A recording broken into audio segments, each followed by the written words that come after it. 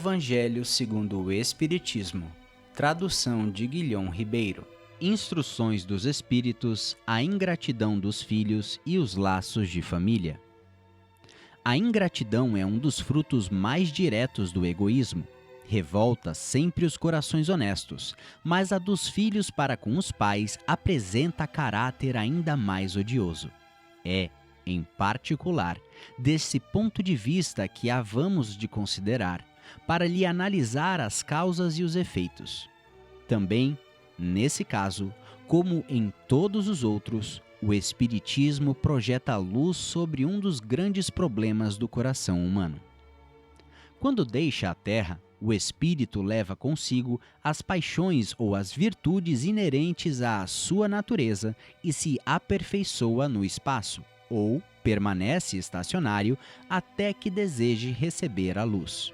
Muitos, portanto, se vão cheios de ódio, violentos e de insaciados desejos de vingança.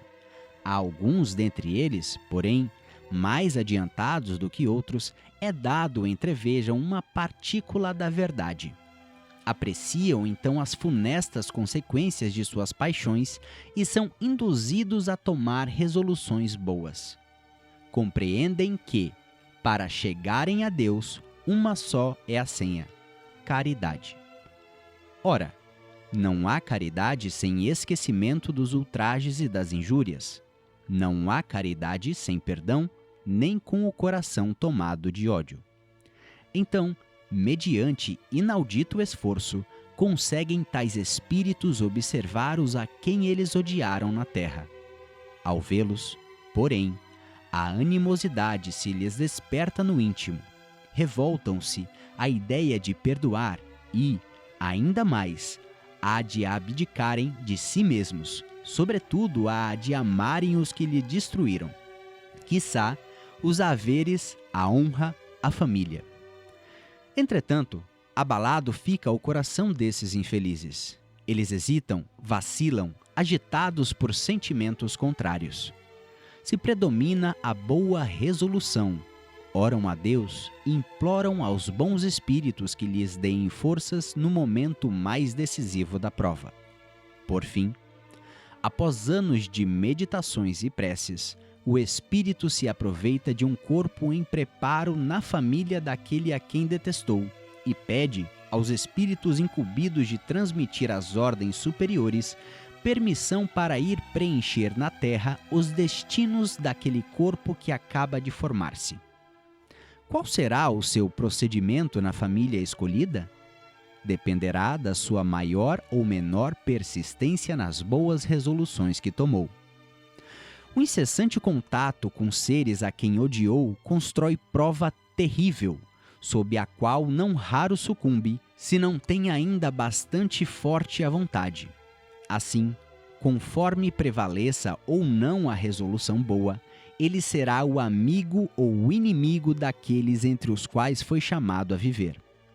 É como se explicam esses ódios, essas repulsões instintivas que se notam da parte de certas crianças e que parecem injustificáveis.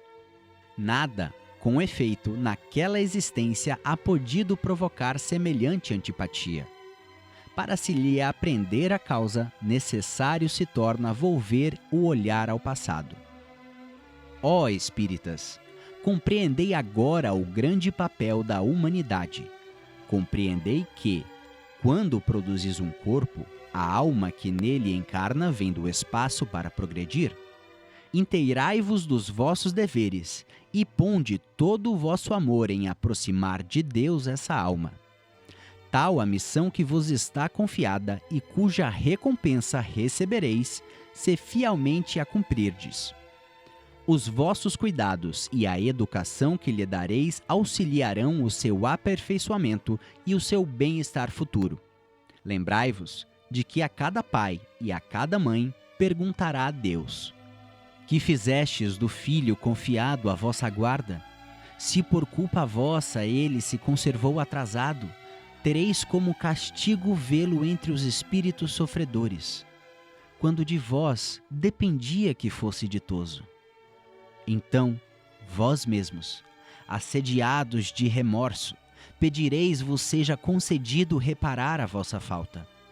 Solicitareis, para vós e para ele, outra encarnação em que cerqueis de melhores cuidados e em que ele, cheio de reconhecimento, vos retribuirá com o seu amor. Não escorraceis, pois, a criancinha que repele a mãe, nem a que vos paga com ingratidão.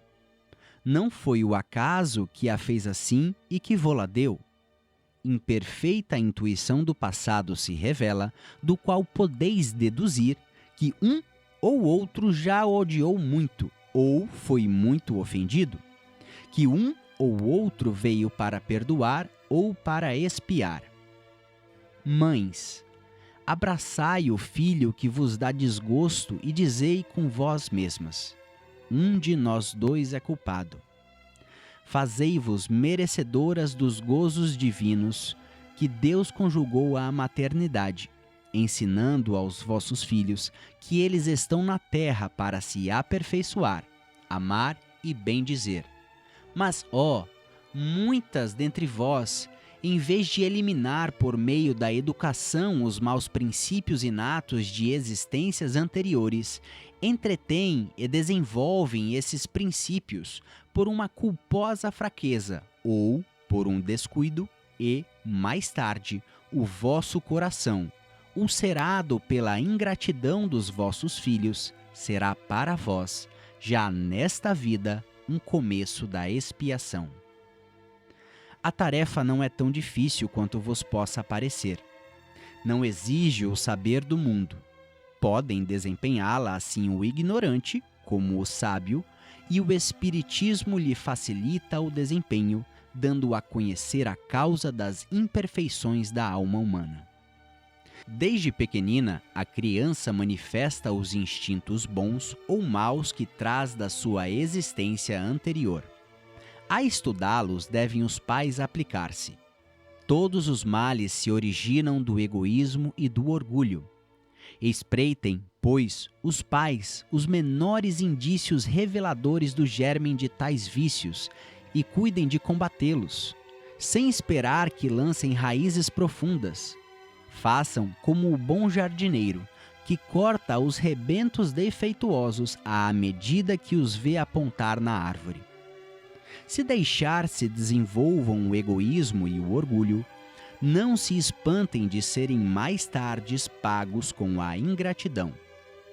Quando os pais hão feito tudo o que devem pelo adiantamento moral de seus filhos, se não alcançam êxito, nada têm a que se inculpar a si mesmos e podem conservar tranquila a consciência. A amargura muito natural que então lhes advém da improdutividade de seus esforços, Deus reserva grande e imensa consolação na certeza de que se trata apenas de um retardamento, que concedido lhe será concluir noutra existência a obra agora começada, e que um dia o filho ingrato os recompensará com seu amor. Capítulo 13, item 19. Deus não dá prova superior às forças daquele que a pede, só permite as que podem ser cumpridas. Se tal não sucede, não é que falte possibilidade, falta a vontade. Com efeito, quantos há que, em vez de resistirem aos maus pendores, se comprazem neles? A esses ficam reservados o pranto e os gemidos em existências posteriores. Admirai, no entanto, a bondade de Deus, que nunca fecha a porta ao arrependimento. Vem um dia em que, ao culpado, cansado de sofrer, com um orgulho afinal abatido, Deus abre o braço para receber o filho pródigo que se lhe lança aos pés. As provas rudes, ouve-me bem, são quase sempre indícios de um fim de sofrimento e de um aperfeiçoamento do espírito, quando aceitas com o pensamento em Deus. É um momento supremo, no qual, sobretudo, cumpre ao espírito não falir murmurando, se não quiser perder o fruto de tais provas e ter de recomeçar. Em vez de vos queixardes, agradecei a Deus o ensejo que vos proporciona de vencerdes, a fim de vos deferir o prêmio da vitória. Então, saindo do turbilhão do mundo terrestre, quando entrardes no mundo dos espíritos, serei aí aclamados como o soldado que sai triunfante da refrega. De todas as provas, as mais duras são as que afetam o coração. Um que suporta com coragem a miséria e as privações materiais, sucumbe ao peso das amarguras domésticas, pungido da ingratidão dos céus. Oh, que pungente angústia essa! Mas, em tais circunstâncias, que mais pode, eficazmente, restabelecer a coragem moral do que o conhecimento das causas do mal e a certeza de que, se haja prolongado despedaçamentos da alma, não há desesperos eternos, porque não é possível que seja da vontade de Deus que a sua criatura sofra indefinidamente? Que de mais reconfortante, de mais animador do que a ideia de que cada um dos seus esforços é que depende abreviar o sofrimento, mediante a destruição, em si, das causas do mal? Para isso, porém, preciso se faz que o homem não retenha na terra o olhar e só veja uma existência, que se eleve a pairar no infinito do passado e do futuro. Então, a justiça infinita de Deus se vos patenteia, e esperais com paciência, porque explicável se vos torna o que na terra vos parecia verdadeiras monstruosidades. As feridas que a esse vos abrem, passai a considerá-las simples arranhaduras. Nesse golpe de vista lançado sobre o conjunto, os laços de família se vos apresentam sob seu aspecto real. Já não vedes, a ligar-lhes os membros, apenas os frágeis laços da matéria. Vedes, sim, os laços duradouros do espírito, que se perpetuam e consolidam com o depurarem-se em vez de se quebrarem por efeito da reencarnação. Formam famílias os espíritos que a analogia dos gostos, a identidade do progresso moral e a afeição induzem a reunir-se.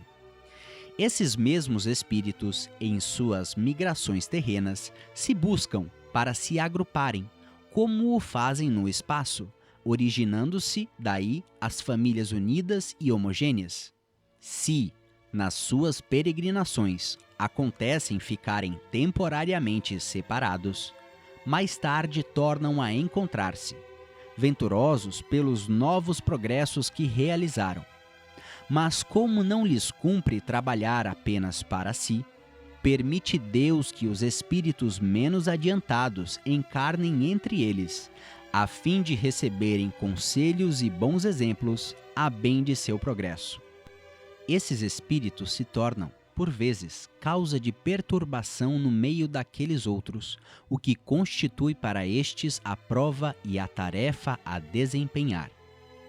Acolhei-os, portanto, como irmãos, auxiliai-os e, depois, no mundo dos espíritos, a família se felicitará por haver salvo alguns náufragos que, a seu turno, poderão salvar outros. Santo Agostinho, Paris, 1862. Chegamos ao fim de mais um episódio. Caso queira contribuir com o andamento do projeto, estamos aceitando doações via Pix. A chave encontra-se na descrição.